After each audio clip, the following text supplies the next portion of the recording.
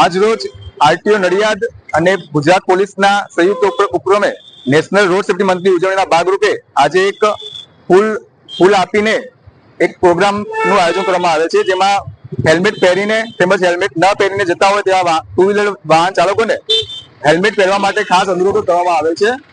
ગાડી ચલાવતા હોય અને સીટ બેલ્ટ પહેરેલો હોય અને ના પહેરેલો હોય તેવા વાહન ચાલકોને સીટ બેલ્ટ પહેરવા માટે ખાસ અનુરોધ ફૂલ આપીને ખાસ અનુરોધ કરવામાં આવેલ છે। મારું નામ ND Prajapati, RTO inspector Nadiad.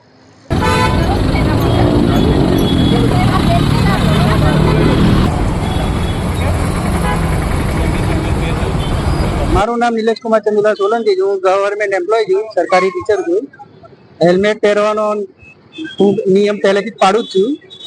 નિયમ આવ્યો નતો ત્યારનો, જ્યાંથી બાઇક લીધી ત્યારથી સુરક્ષા માટે મારી અને મારા પોતાના પરિવારની, અને બધાને હેલ્મેટ પહેરીને સંદેશો આપું છું।